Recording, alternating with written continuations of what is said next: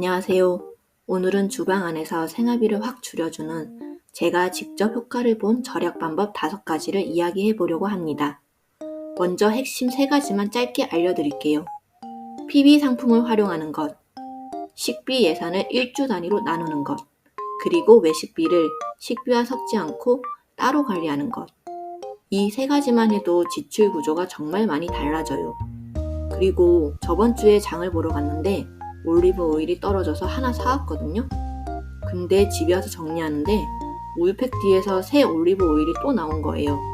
순간 얼마나 황당했던지. 분명 재고 확인을 하고 갔는데 알고 보니 냉장고만 확인하고 주방장은 체크를 안 한 게 문제였어요. 저처럼 이런 경험 있으신 분들 있으시죠? 이런 작은 실수 하나가 계속 쌓이면 생활비가 정말 줄줄 새더라고요. 특히 아이 먹는 건 깐깐하게 고르시는 분들은 제가 직접 분석해서 고른 추천 제품도 아래 조정 댓글에 넣어뒀어요. 이번 영상에서는 제가 실제로 주방에서 꾸준히 실천하면서 효과 본 절약 습관들을 소개해드릴 테니 본인에게 맞는 팁만 부담 없이 가져가시면 좋겠습니다. 식품공대 출신의 20년 경험으로 아이 먹거리는 제가 먼저 더 깐깐하게 골라올게요. PB 상품을 적극적으로 활용한다.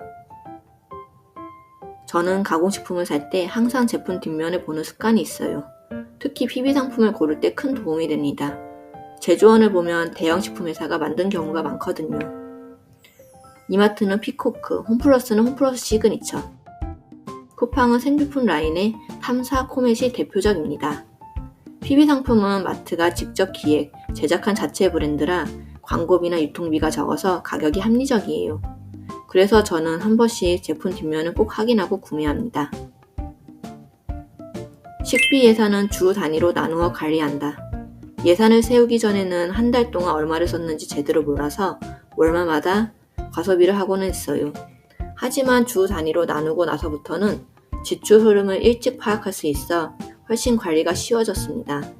5주가 있는 달은 조금 더 아껴서 예산을 남기고 본인에게 맞는 방식으로 조절하는 게 좋아요. 저희 집 4인 기준 한 번 장보기에 10만원 정도 들고 한 달 장보기 비용은 보통 60만원에서 많게는 80만원까지 쓰입니다. 그리고 뒤에 더 중요한 생활비 줄이는 팁들이 나오니 끝까지 보시면 좋아요. 장보기 전에 재고는 반드시 확인한다.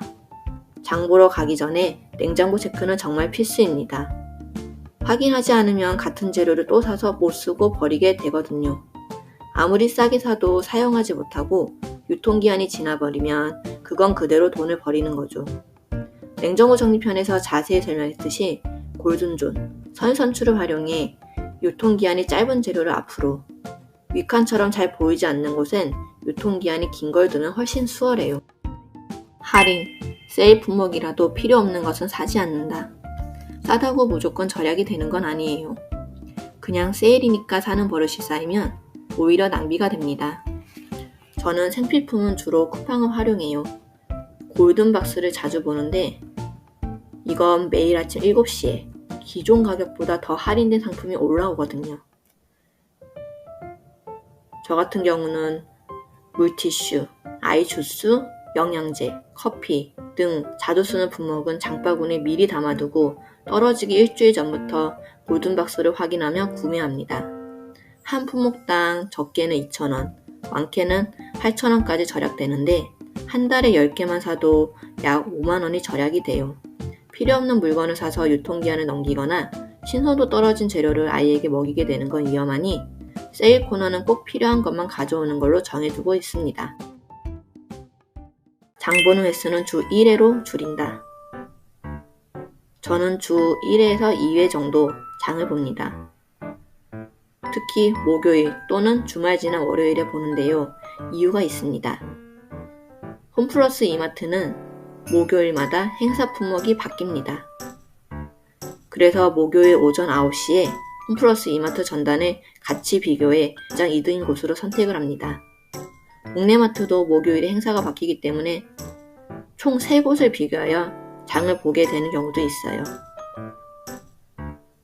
주말이 지나면 냉장고 상태를 확인하고 남은 재료들로 식단을 짠 뒤 월요일에 필요한 것만 보충을 합니다.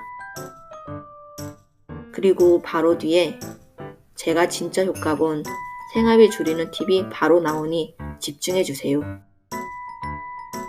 외식비는 식비에 포함시키지 않는다. 예전에는 식비에 외식비를 섞어서 계산했는데 그러다 보면 금방 조가되어 정작 필요한 식재료를 못 사게 되더라고요. 그래서 외식비는 완전히 따로 관리합니다. 저는 주 10만 원을 기준으로 잡고 남으면 그대로 다음 주로 이어를 해요. 예를 들어 첫 주에 8만 원을 쓰고 2만 원이 남으면 둘째 주에는 8만 원만 추가해서 10만 원으로 맞춥니다. 이렇게 하면 한 달 기준 약 8만 원, 1년이면 96만 원까지도 절약이 가능합니다. 또 외식비가 없으니까 오늘은 집밥을 만들자. 외식비가 남아있으니 오늘은 나가도 되겠다. 이런 기준도 자연스럽게 잡혀요. 카페 이용을 자제하고 외출 시 텀블러를 이용한다. 저는 믹스커피를 텀블러에 타서 챙겨 나가고 아이들 물과 간식도 에코백에 넣어 나갑니다. 예전에 외출할 때마다 카페를 갔는데 그 지출이 정말 큽니다. 저희 집 기준 카페에서 아메리카노 2잔 9,400원, 아이 음식 2잔 9,000원, 빵 4,500원 이렇게만 해도 거의 23,000원이에요.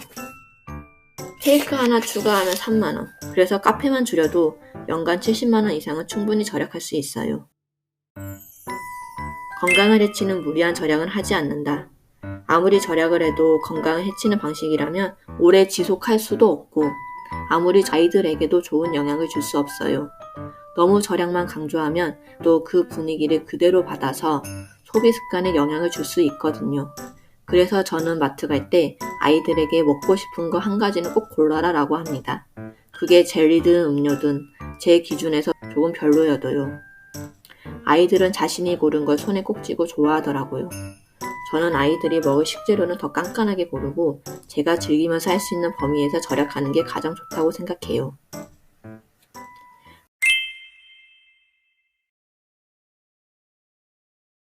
그런데 정리를 아무리 잘해도 막상 요리를 하려고 서면 또 다른 고민이 생기더라고요.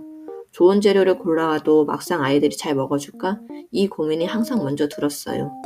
그래서 저는 정말 저희 아이들에게 자신있게 줄 수 있는 한 끼를 찾으려고 쿠팡에서 판매되는 소불고기 밀키트 10개 제품의 리뷰 20만 개를 직접 분석했습니다.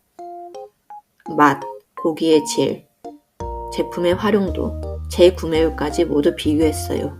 그렇게 해서 선택하게 된 제품이 제가 실제로 계속 재구매하고 있는 고기 듬뿍 서울식 소불고기입니다.